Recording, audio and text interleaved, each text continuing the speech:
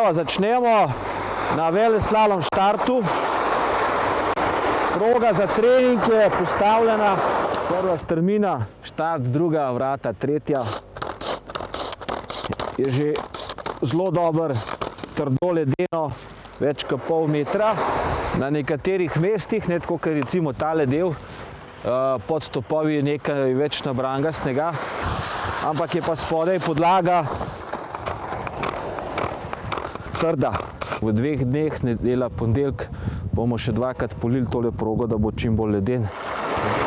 Nahajamo se pred najbolj položnim delom, kjer je par zavojev majhen, tekmovalci lahko počijejo, potem se pa spet začne strmina.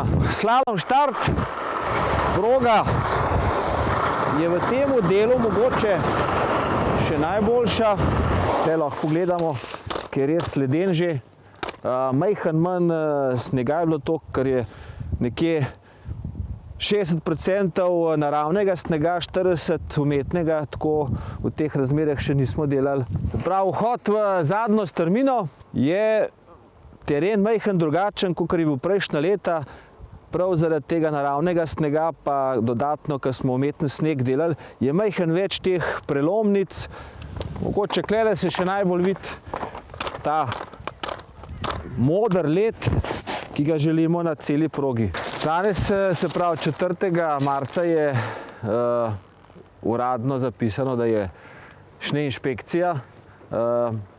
Direktor svetovnega pokala pride jutri dopoldne, ampak mislim, da na to, kar smo danes videli, ne bo imel nobenih pripomb za nadaljnjo izvedbo pokala Vitranca.